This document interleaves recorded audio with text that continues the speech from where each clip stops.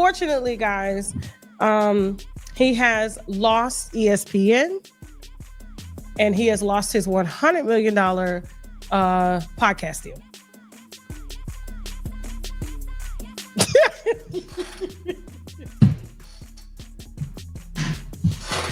All over some Badusi.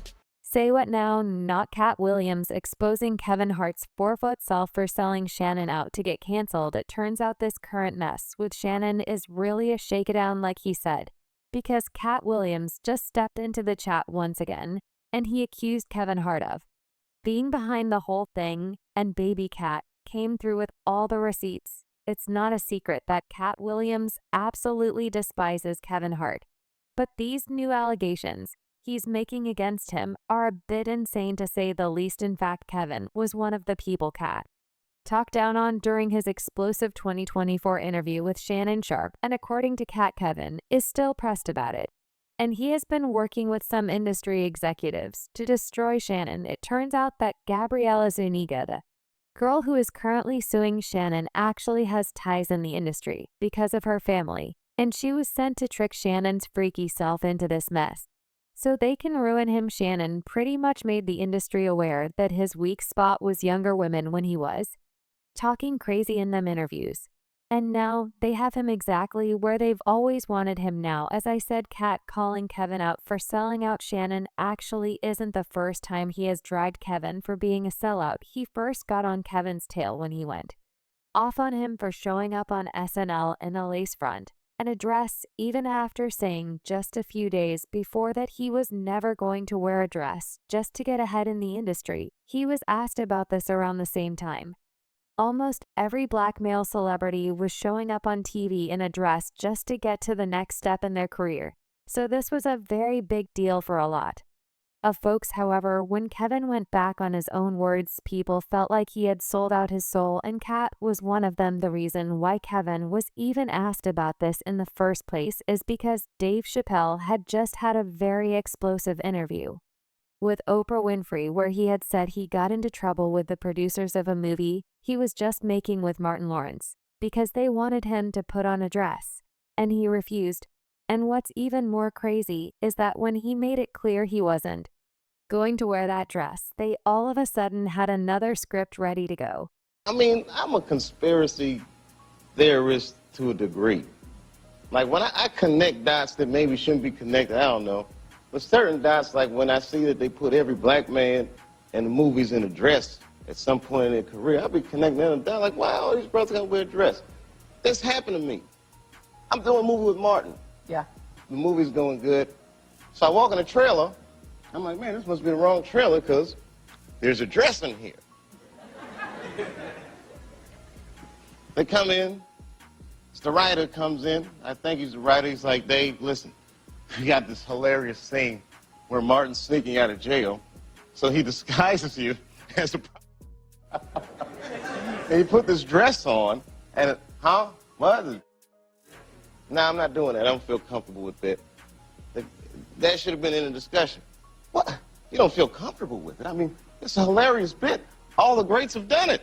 So, well, if all the greats have done it, it's kind of hacky, right? You're right. So why don't we just not do it? Because I don't feel comfortable wearing a dress. Oh, come on, Dave, listen, we got it all set up. We're supposed to shoot. Every minute you waste costs this much money. You know, the pressure comes in. He said, I'm not wearing no dress, man. I'm funnier than a dress. Just give me something funny to say. I don't need to wear no dress to be funny. What am I, Milton Berle? You know, we're going like this. And then finally he's like, and he leaves. And then like the director comes, Dave, it really would be great if you wear the dress. And it was clear, I was adamant, I'm not wearing a dress. I'm not wearing the dress. All right, fine. Think of something else. Guy comes back 10 minutes later, the whole new scene. Hot damn, how did you write the scene so fast? This interview really shook people at the time, and other celebrities were asked what their thoughts were on Dave's comments. One of the celebrities who was asked about it was Kevin Hart, and that is when he said he would never wear a dress. Dave Chappelle, another great comedian, said that, you know, in the industry, they tried to make him wear a dress. Have you ever ran into that with scripts, and is that something that, you know, you wouldn't do, you know, for I definitely haven't ran into to put on the dress. I mean, you know, you have to have boundaries. You have to have limits that you refuse to cross. You know, for me, I know what they are.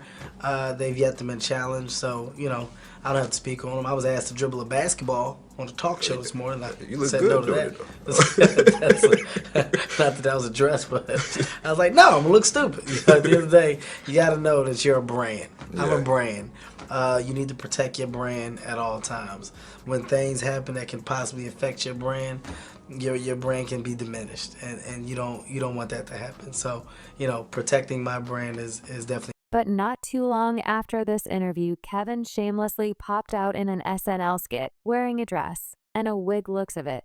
The new pope is not Turkin. The new pope is 9-year-old Oscar nominee Convention Wallace. Wow, at the time Kevin wasn't struggling actor or anything like that. But he was definitely not where he wanted to be, so he took full advantage of the chance he got and put on that dress because he knew it was going to be that breakthrough he desperately needed in his career now, of course. When people called him out, he got all defensive and put out this tweet that said, "I wore a dress on SNL because I thought it was funny I made. That decision, nobody made it for me. I am my own boss." And now, as I said earlier, Katt was later asked about this.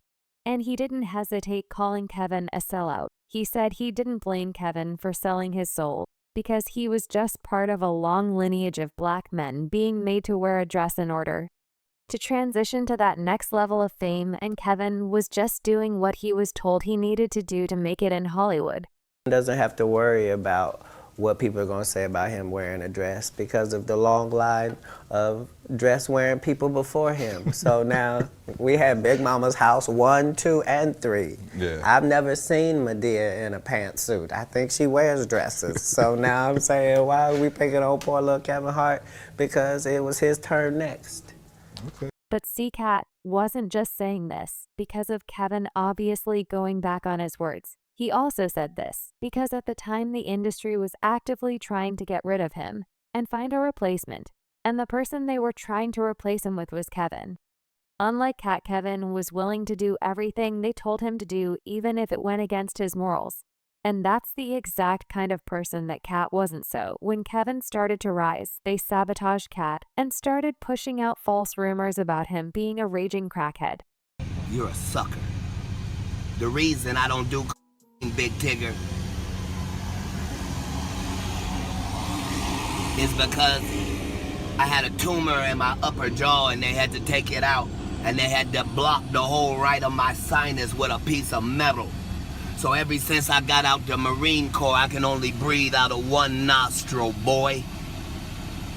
I get my blood tested every 3 months for the last 15 years. All narcotic tests have come up 0.00%. I'm 44 years old, little Tigger. You look up my rap sheet. I have never had a DUI or a possession of anything, not even the marijuana I do every day. See, when you real, you can tell the truth about it. They blackballed Katt so hard that he stopped getting any roles and had to pull back from the spotlight altogether. That was until 2018, when he made his comeback and got on Kevin's tail to expose him for the fraud he.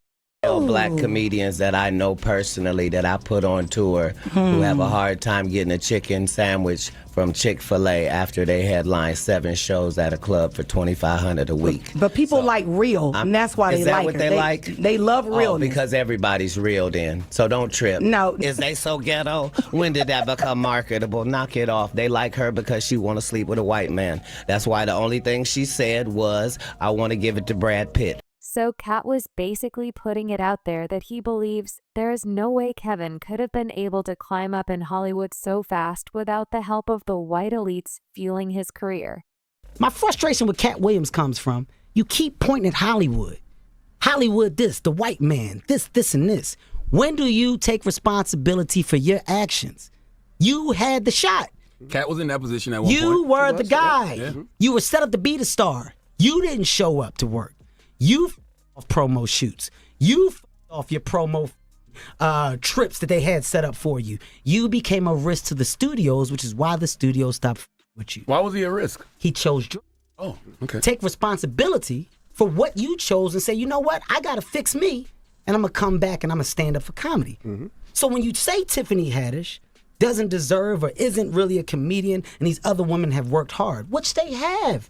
Shouts out to Melanie Camacho. Shouts out to Lunel. Shouts out to Leslie Jones, who are all underneath the umbrella of Katt Williams. Katt Williams, have you ever used your platform to bring the people that were under you up? You haven't. So because you haven't, don't sh on those that now are. I've used my platform and I've brought my guys and girls up. The brand of Kevin Hart is a brand that's expanded so far, whether you like me or not. My presence in comedy will forever be felt because I'm a boss. I sit on the top of it, and the opportunities that I'm giving are the ones that I'm creating. So take responsibility for what you did. You. Nobody else did.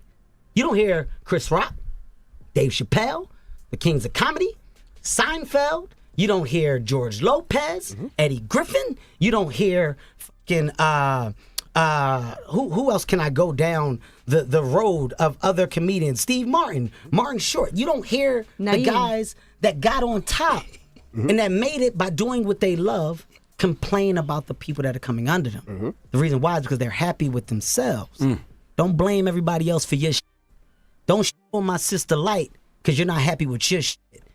This shit's earned. It's not. Years, he also made it clear that unlike Kevin, he has not accepted checks from the higher-ups in the industry to stay quiet about certain issues. Tiffany was only seen at the Laugh Factory. In 15 years in Hollywood, no one in Hollywood has a memory of going to a sold-out Kevin Hart show, there being a line for him ever getting a standing ovation at any comedy club. He already had his deals when he got here. Have we heard of a comedian that came to L.A. and in his first year in L.A. he had his own sitcom on network television and had his own movie called Soul Plane that he was leading? No, we've never heard of that before that person or since that person. What do you think a plant is? Maybe people don't understand the definitions of these words. He just did his documentary with Chris Rock where he shows you that his whole upbringing in comedy was on the East Coast. Yeah, it was. So how simultaneously was he here in Los Angeles doing the same thing? It didn't happen. It didn't happen. And I hate to seem like a petty individual for picking apart lies. And now Kevin didn't directly respond to the allegations Katt made against him, but he made Katt aware. He wanted all the smoke by seemingly sending him a strong warning. He trod Katt's interview during his commentary on the New York Knicks versus Philadelphia game when he made a few sarcastic and corny jokes about Katt buying the Knicks and dropping them off at the game. Are not powerful. Satan can't create anything. That includes blessings for his people. That's why, you know what the #1 job of somebody that sold their soul in Hollywood is? What? Is to act like it didn't happen. They all do the same job. Why do you think Gary Owen can't cross over and he already white and been in comedy for 25 years? But according to Katt, even though Kevin was out there making it look like he was unbothered, he was very much bothered. And he has been working overtime to destroy Shannon. And this actually makes sense, because if y'all remember, Shannon revealed a while ago that someone was trying to get them to cancel his show after Katt spoke about them on his show. Well, people are now revisiting that, and they believe that Kevin was behind that the entire time. And this is why when I walk in a room, heads go down. Behind my back, I'm nothing. I'm just a regular old comedian that's bitter and jealous. But in my face, no. The king has walked in and they have to respect it only because I've not taken the shortcuts. I've not been funded.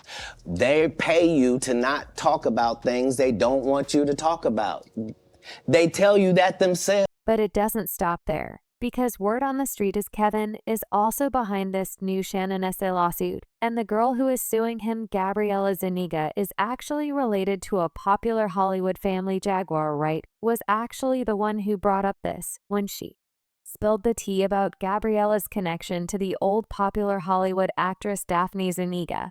Truth of the matter is, the Money Mike in the original script got in the bathroom, and that's what Ricky Smiley was okay with. Katt Williams had to take the risk in front of the studios and the cast and our powers that be in his very first movie and say respectfully, humbly, guys, if we're talking about anything else, I have no credibility and I have no pull.